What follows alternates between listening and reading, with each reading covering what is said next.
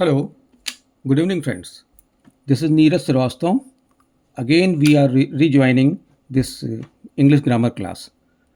Today, our topic is voice. What is voice in English grammar? Voice का क्या काम है यहाँ पर? वॉइस है क्या? वॉइस तो वैसे हिंदी में सीधे शब्दों में बोला जाए तो आवाज़ होता है. वॉइस का मीन्स आवाज़. अब इंग्लिश ग्रामर में उसे ऐसे समझा जाता है. ये दो सेंटेंसेस दिए हुए हैं. इससे आपको बहुत अच्छे से समझ में आएगा. The boy kicked the football. Boy क्या है? Boy is here subject. Boy एक सब्जेक्ट है. सब्जेक्ट कोई वर्क करता है. सब्जेक्ट जब कोई वर्क करता है तो वो एक्टिव वॉइस कहलाता है.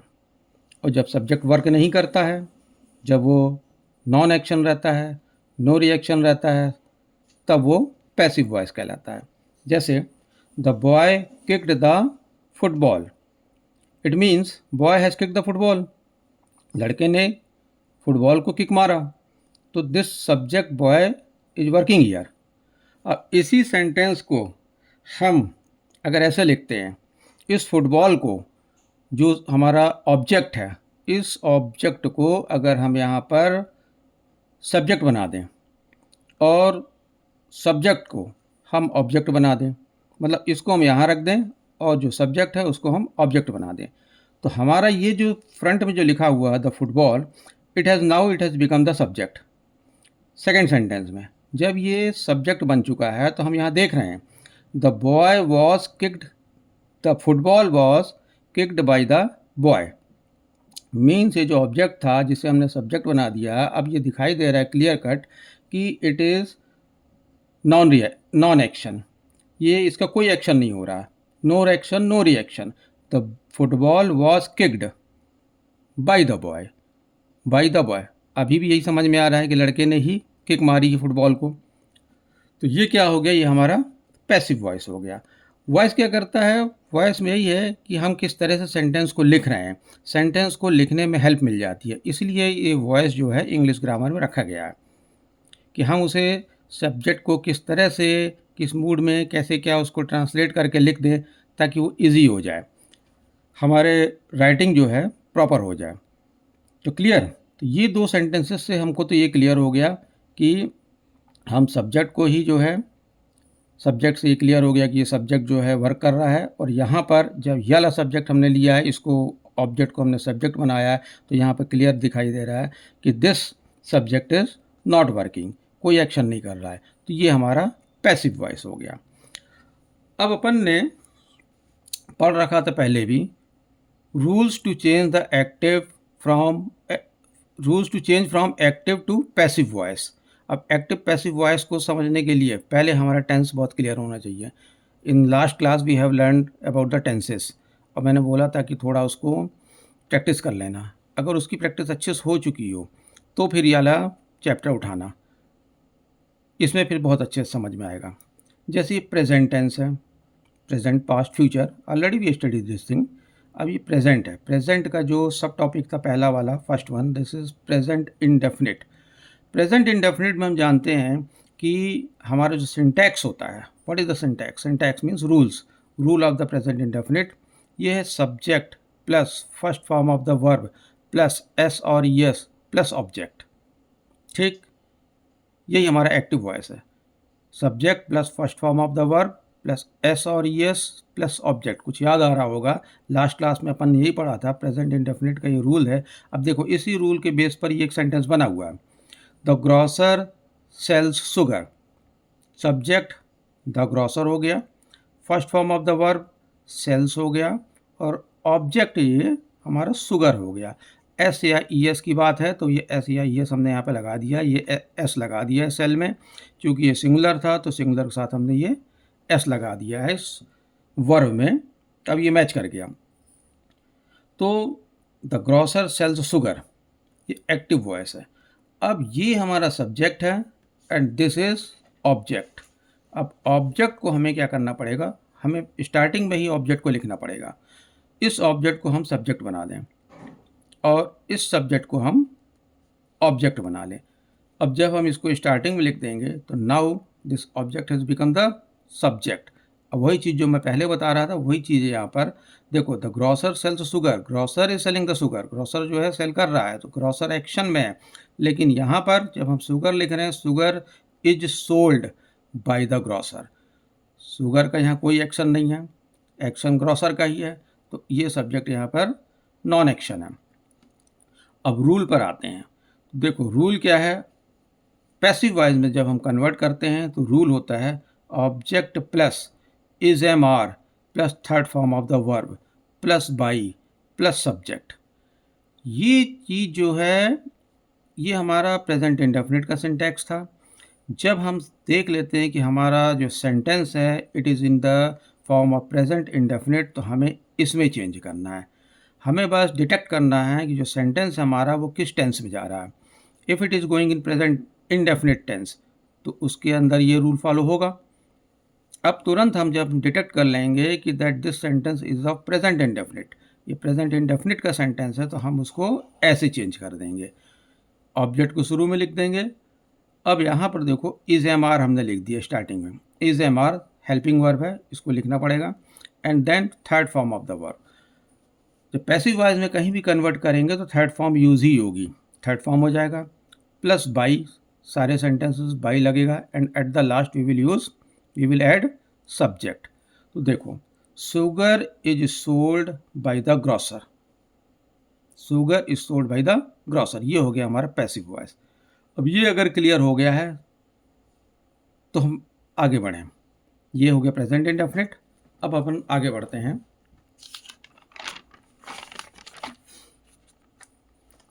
ये सेकंड एग्जाम्पल है,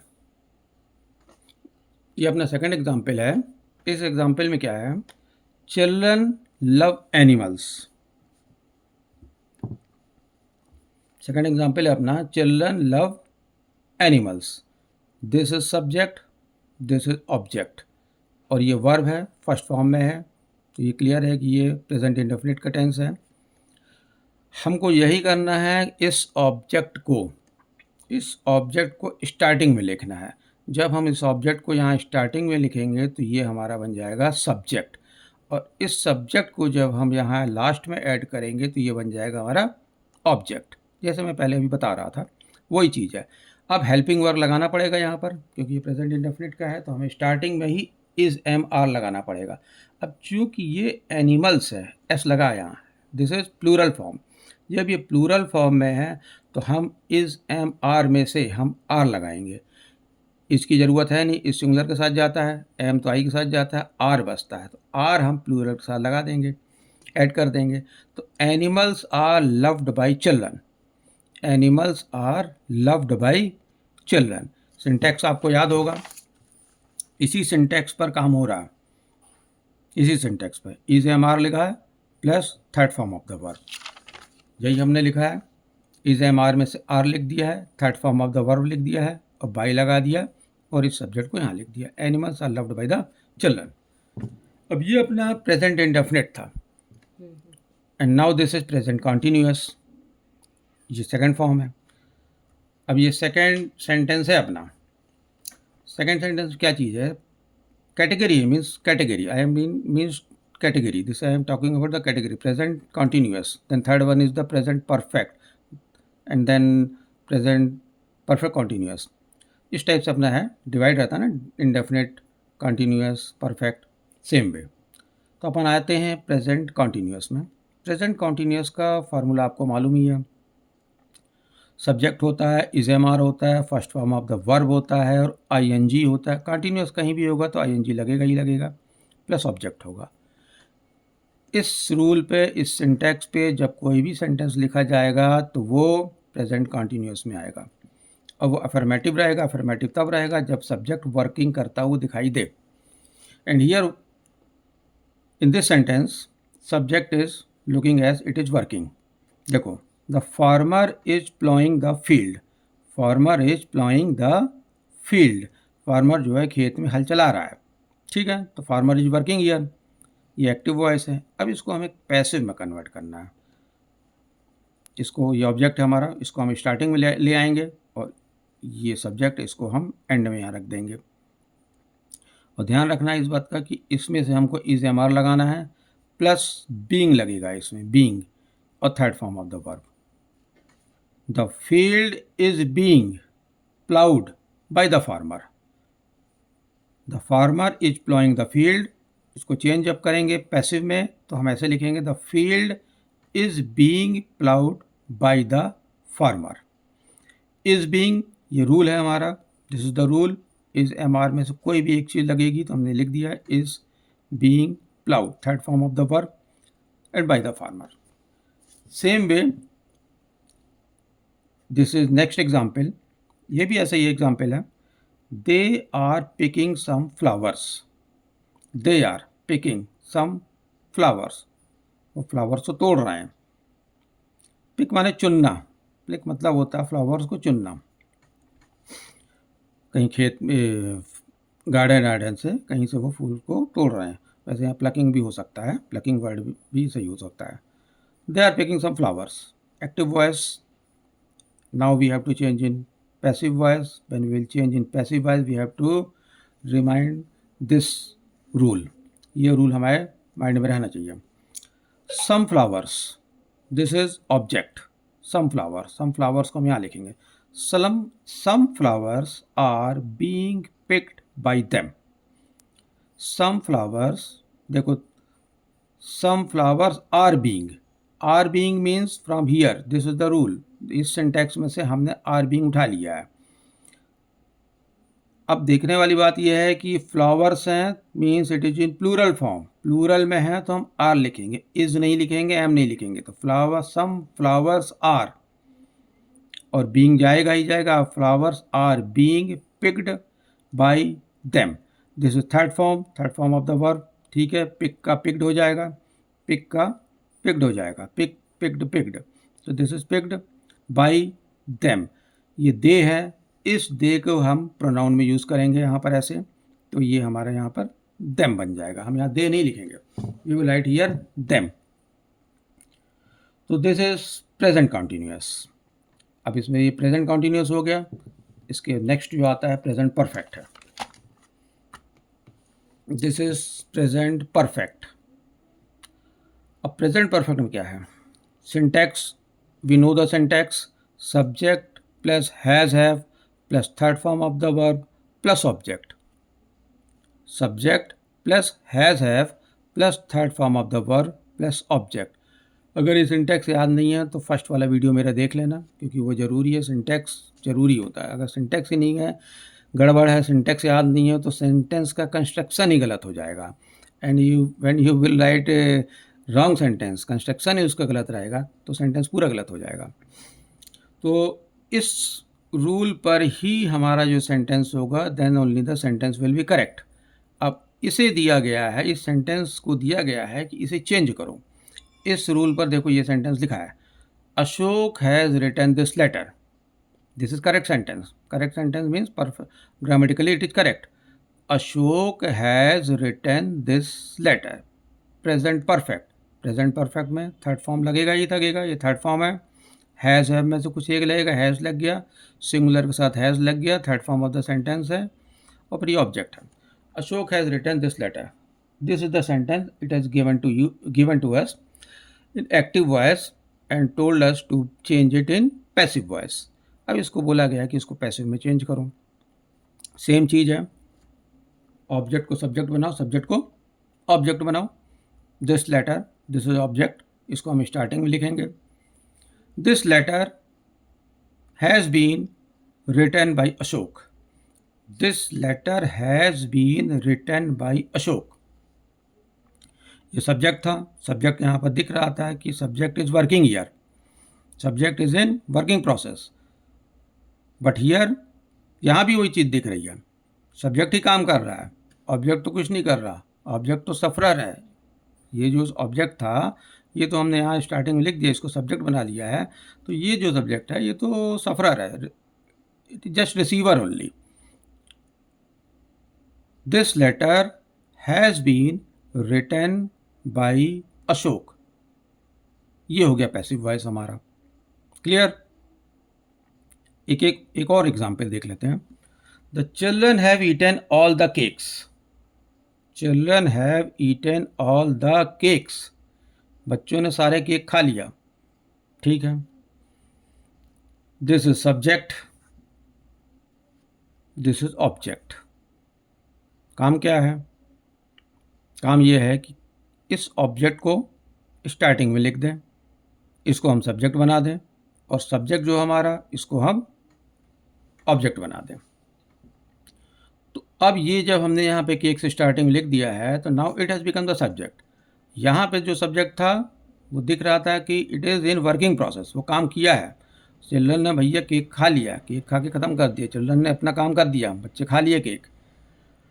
अब यहाँ पे क्या होगा? केक तो बच्चों को नहीं खा रहा ना, केक तो बच्चों ने ही खाया है। तो यहाँ पे क्या लिखेंगे? All the cakes have been eaten by the children. अब देखो यहाँ पर हैव बीन यूज़ हो रहा है, जो हमें ये हमारा पैसिव वॉइस का रूल है। जब प्रेजेंट परफेक्ट में कोई भी सेंटेंस आएगा तो सेंटेंस तो इस ऑर्डर में रहेगा, उसे जब चेंज करना होगा तो हमें इस ऑर्डर में लिखना पड़ेगा।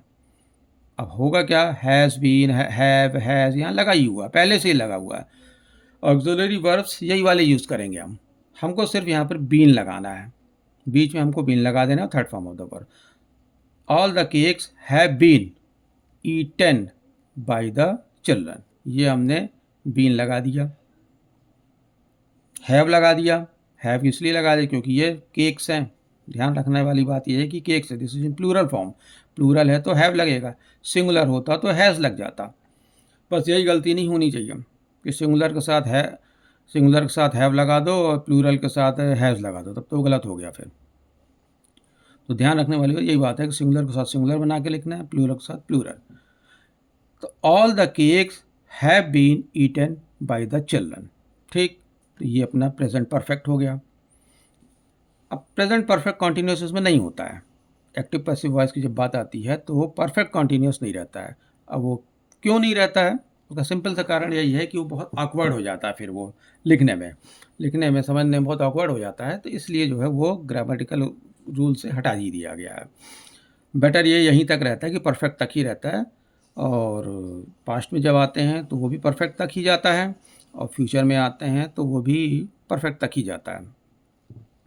ठीक है। अब पास्ट टेंस में आते हैं। This is past tense. Past tense means भूतकाल की बात चल रही है, जो चीज़ बीत चुकी है।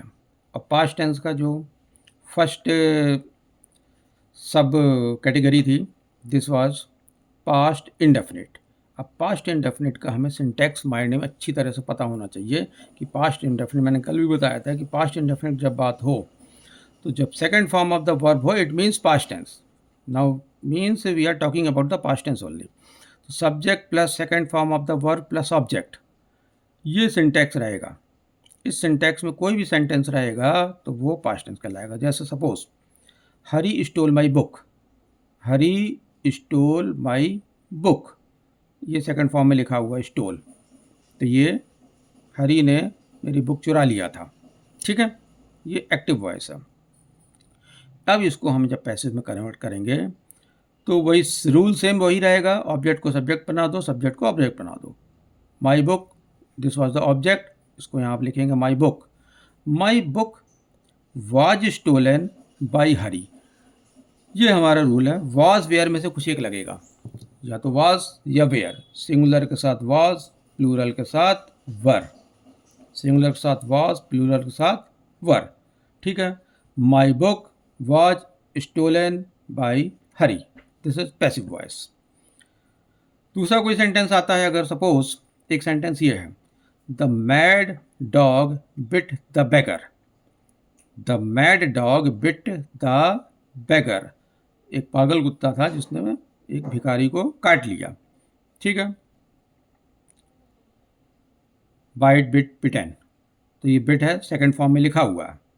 तो जब सेकंड फॉर्म है तो अपन को क्लियर कर समझ लेना है कि ये पास्ट की बात चल रही है और पास्ट इंडेफिनिट की बात चल रही है। तो this sentence is correct. The mad dog bit the beggar. Again we have to change, rule is same. इसको यहाँ लिखें, इसको यहाँ लिखें। मीन्स बेगर को, दिस इज ऑब्जेक्ट, इसको हम यहाँ पे लिख लेते हैं, और ये जो सब्जेक्ट है इसे हम लास्ट में लिख देते हैं। तो the beggar was bitten by the mad dog. The beggar was bitten by the mad dog.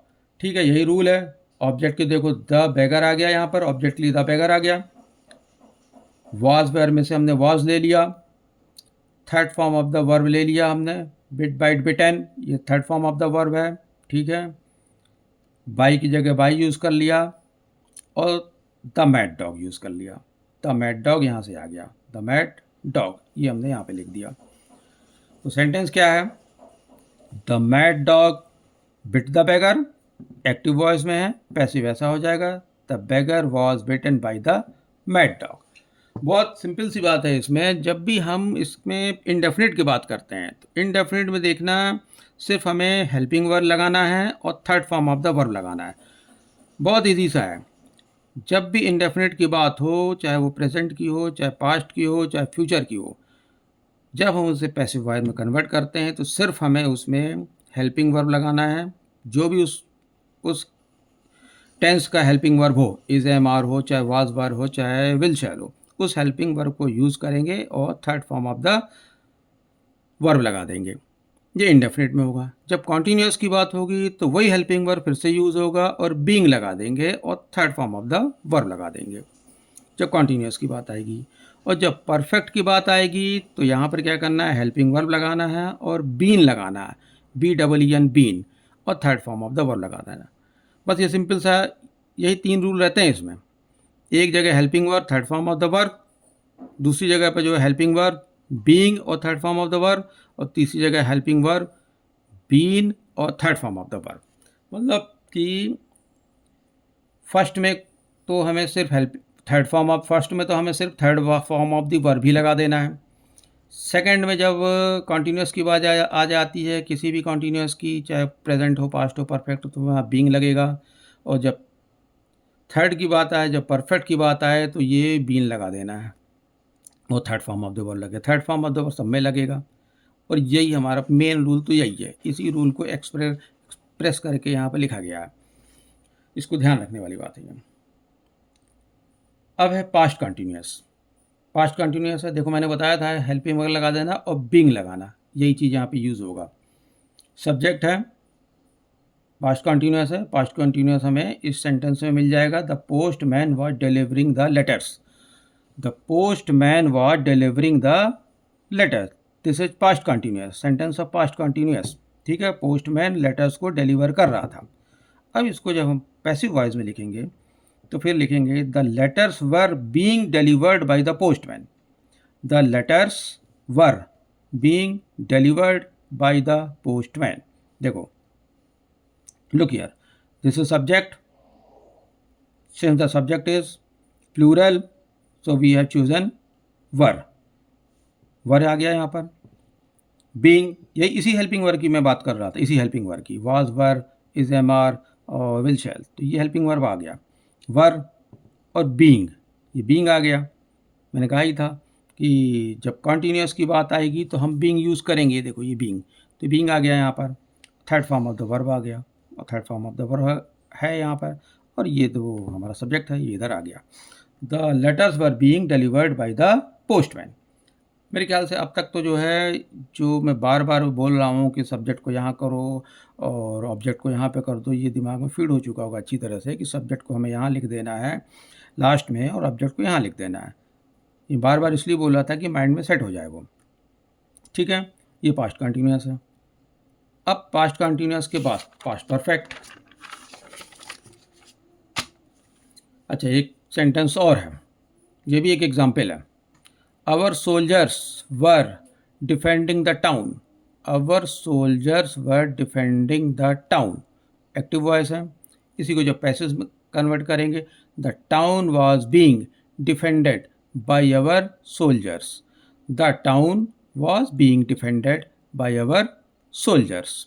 ठीक है, अब ध्यान देखने वाली बात यह है, देखो this is soldiers, plural form में था तो वर लिखा था, यहाँ पर ये वर्ब लिखा था, WERE।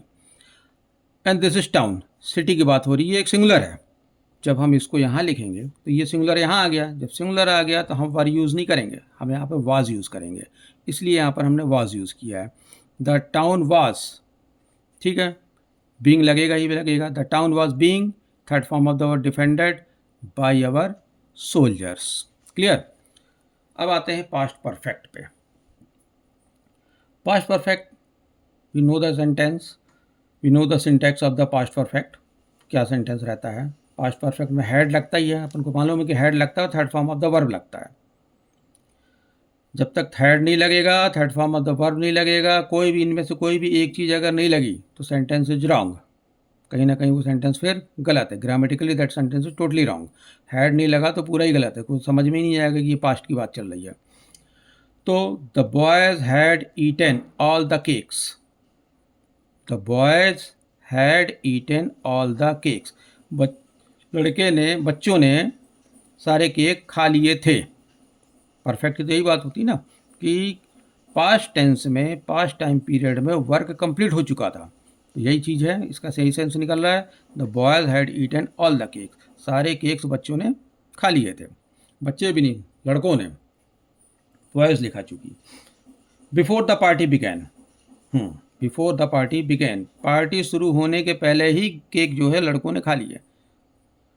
कभी ऐसा आप लोगों ने किया होगा शायद, पार्टी बाद में शुरू हुई होगी और केक तो थोड़ा बहुत सटका लिया होगा साइड से। तो वही चीज़ यहाँ पर, the boys had eaten all the cakes before the party began, this is active voice. अब इसको पैसिव में कन्वर्ट करना है। पैसिव में जब कन्वर्ट करेंगे तो हमें ध्यान देना है कि इसमें ऑब्जेक्ट क्या है। What is object here? Object ये है all the cakes, this is the object. और ये जो बाद में जो लिखा हुआ है before the party began, these are extra words, ठीक है, ये सब एक्स्ट्रा वर्ड्स हैं। Subject is this, the boys, and object is this. इसी ऑब्जेक्ट को हम यहाँ स्टार्टिंग में लिख देंगे। All the cakes had been eaten by the boys before the party began, ठीक है। Third form of the verb लिखा है, ईट, एट, ईटन, ये थर्ड फॉर्म में हो गया। थर्ड फॉर्म में हमको पैसिव में कहीं भी पैसिव बनाना है तो थर्ड फॉर्म ही यूज़ होगा, तो ये थर्ड फॉर्म लग गया हमारा, eat, ate, eaten. See this is the rule, third form, ठीक है। हैड लगेगा ही और बीन लगेगा ही लगेगा। मैंने बताया था कि बीन लगता ही है परफेक्ट में, पहले third form of the verb हो गया, helping verb plus third form of the verb, second में लग जाता है हेल्पिंग वर्ब प्लस बीइंग लग जाता है, और जब परफेक्ट की बात आ जाती है तो बीन लग जाता है। सिंपल सा है, बहुत सिंपल सा है। पहले बीइंग देन बीन, ओके। तो ये है पास्ट परफेक्ट, यहाँ पर बीन हम यूज़ कर रहे हैं। All the cakes had been eaten by the boys before the party began. ये सेंटेंस मेरे ख्याल से क्लियर हो गया होगा अच्छी तरह से। Now this is one more sentence, girls had completed their homework. और जनरली होता भी ऐसे ही, गर्ल्स पूरा होमवर्क कंप्लीट करके आ जाती क्लास के अंदर, बॉयज़ बल्कि नहीं करते। Girls had eaten, sorry, girls had completed their homework. अब इसको जो है पैसिव में कन्वर्ट करना है। Homework had been completed by the girls, सिर्फ हमने क्या किया है, इस होमवर्क को यहाँ लिख दिया है, होमवर्क हैड बीन, सिर्फ ये बीन लगा दिया, बाकी सब तो हमें पहले ही मिल गया सेंटेंस में, बस ये बीन लगा दिया। और यही बीन जो है कई बार क्या करता है, लोग लगाते नहीं हैं, गलत हो गया, सेंटेंस गलत हो गए, एक नंबर कट गए, 2 नंबर कट गए, और पूरा का पूरा परसेंटेज ही डाउन हो जाता है। और जब बात आ जाती कॉम्पिटिटिव एग्ज़ाम्स की तो वहाँ तो ज़िंदगी की दिशा ही बदल जाती है, जॉब ही हाथ से चला जाता है। तो इसलिए इन चीज़ों को बहुत गहराई से, बहुत अच्छे से समझ के पढ़ना पड़ेगा, शुरू से ही माइंड में बैठा लिया जाए। जैसे आगे चल कर ये सेंटेंस थोड़े टफ भी होंगे, और जैसे जैसे टफ होते जाएंगे फिर आगे अपन देखते चलेंगे एक्सरसाइज में। Girls had completed their homework, homework had been completed by the girls, ठीक है। ये एक वर्ड लगा यहाँ पर, यही एक वर्ड जो है गड़बड़ कर देता है कई बार ना। फ्यूचर टेंस, प्रेजेंट हो गया, पास्ट हो गया, अब फ्यूचर की बात करते हैं। फ्यूचर हमने पहले बताया था कि पास्ट परफेक्ट तक जाएगा, पास्ट परफेक्ट फिर कंटिन्यूस उसमें नहीं रहता है, ठीक है। वो फिर काफ़ी लंबा सेंटेंस हो जाता है, इसलिए वो ग्रामर से उसे अलग किया गया है। अब ये है फ्यूचर। फ्यूचर में बात आ जाती है तो फ्यूचर इंडेफिनिट, इनडेफिनिट की बात हो रही है, फ्यूचर में इनडेफिनिट। ठीक है, कोई भी सेंटेंस हो सकता है। We shall finish the whole work, we shall finish the whole work, मतलब अपन बात कर रहे हैं कि फ्यूचर टाइम पीरियड की बात कर रहे हैं कि हम लोग तब तक अपना काम कंप्लीट कर चुके होंगे। ठीक है, हम लोग अपना काम कंप्लीट कर चुके होंगे।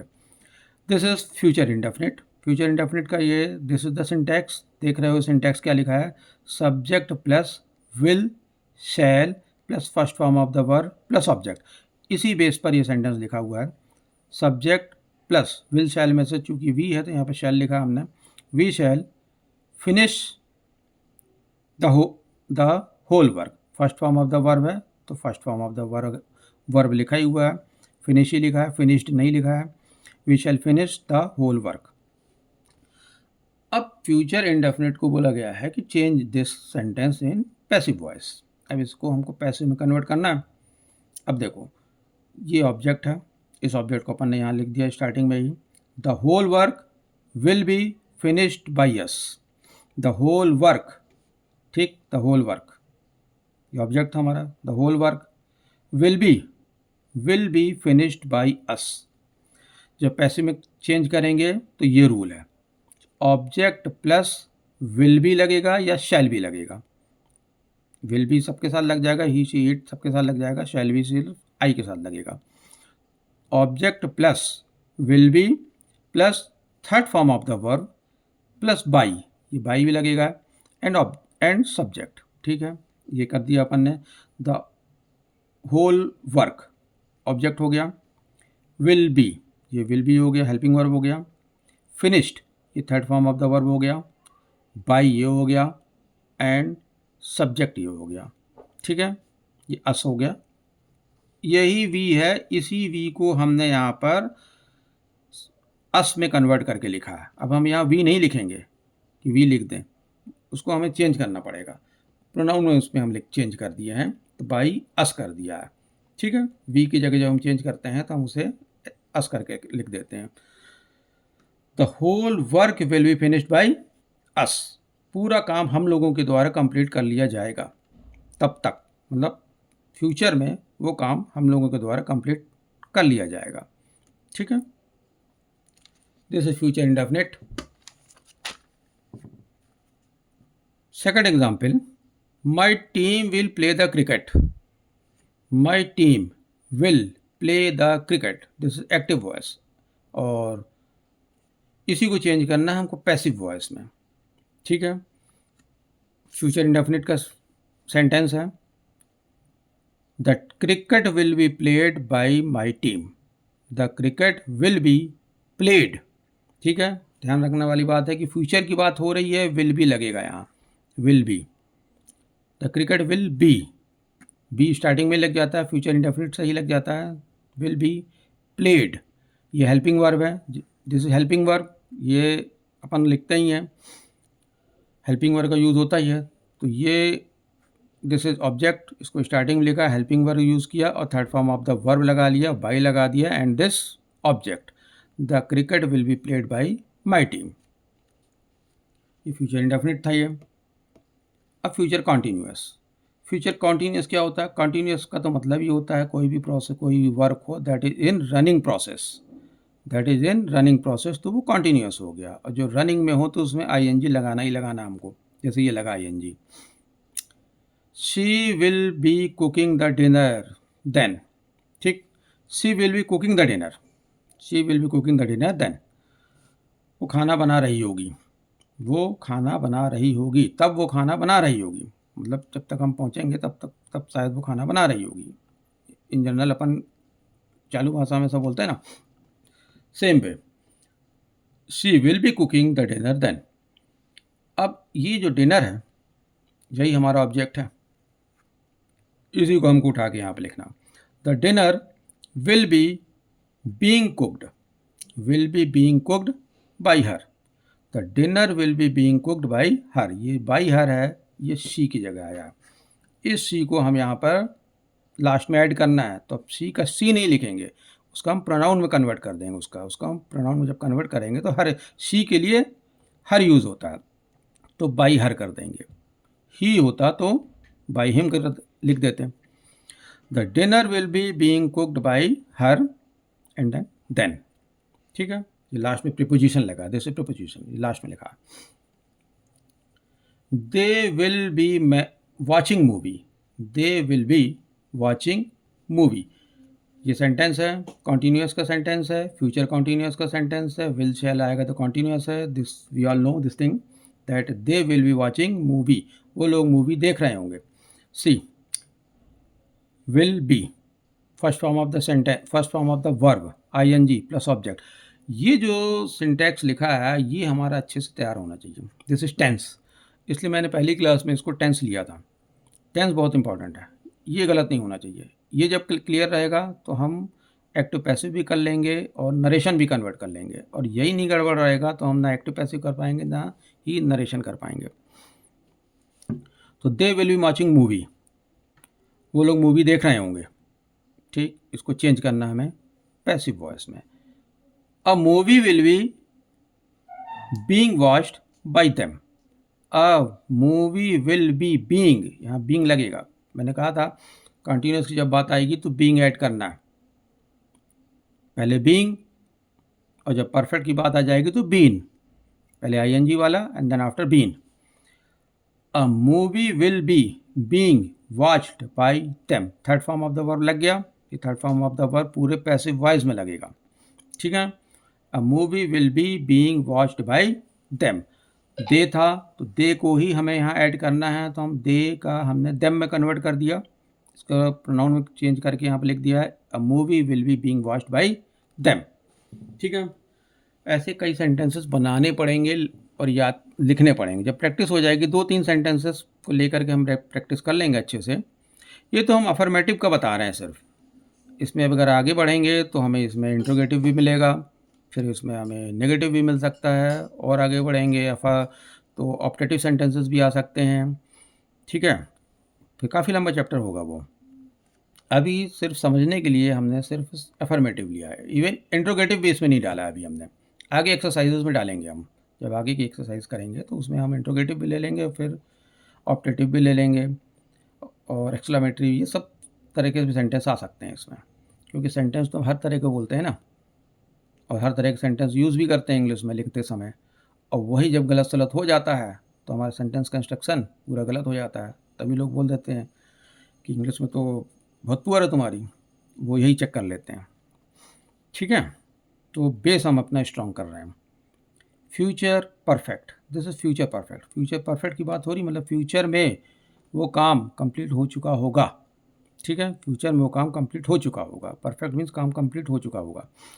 तो subject plus will shall plus have plus third form of the verb plus object, ये फ्यूचर परफेक्ट का सिंटैक्स है। Subject plus will shall plus have plus third form of the verb plus object, this is the syntax and this is the syntax of active voice। अब इसको हम passive में convert करना। Passive voice का syntax ये है, object plus will shall plus have plus been, last में सिर्फ बीन लग रहा है इसमें, ये बीन बस लग रहा है, एक been plus third form of the verb plus by plus subject, कुछ नहीं ऐड हो रहा, सिर्फ वन बीन ऐड हो रहा। यही बीन अगर एग्जाम में लिखने नहीं गलत हो गया, नहीं लिख पाए तो रॉन्ग, एग्जामिनर इसी को चेक करेगा ये लिखा कि नहीं लिखा, हैव लिखा कि नहीं लिखा, विल शैल लिखा कि नहीं लिखा। ठीक है, object plus will shall plus have plus been plus third form of the verb plus by plus subject, ये तो जनरली लोगों को पता ही रहता है। सेंटेंस है, the chemist will have closed the shop by 8 o'clock। Chemist will have closed the shop by 8 o'clock। Chemist में जो दवाई की दुकान वाला होता है, the chemist will have close the shop, chemist जो है अपनी दुकान को बंद कर चुका होगा बाई 8 o'clock, 8 o'clock पर वो बंद।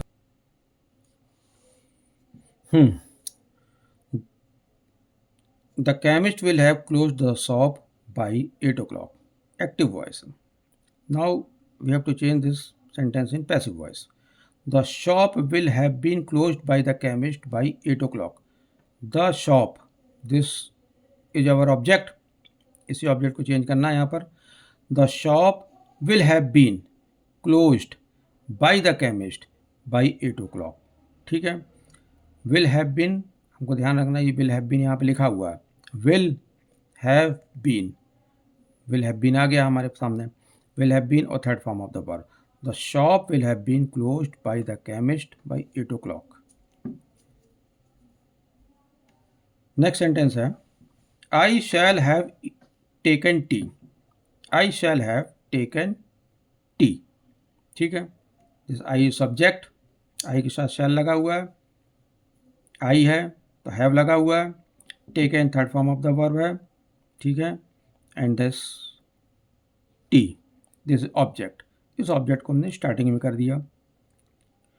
T will have been, tea will have been taken by me. Okay. अब देखने वाली बात ये है, देखो आई के साथ यहाँ शैल लगा था, अब चूंकि ऑब्जेक्ट को हमने यहाँ पे किया टी, टी यहाँ लिखा है तो हम यहाँ पे शैल तो लिखेंगे नहीं, ये विल जाएगा। Tea will have been, future में हैव बीन ही चलता है तो हैव ही रहेगा, वहाँ पर कोई वहाँ हैज़ लगाने की ज़रूरत नहीं है। Tea will have been taken third form of the verb by me. ठीक है, ये हो गया। तो फ्यूचर इंडेफिनिट हो गया, फ्यूचर कॉन्टीन्यूस हो गया, and this is future perfect. Now voice, voice अपना कंप्लीट हो गया। मेन पोर्शन जो था, जो बेसिक था, वो यही था।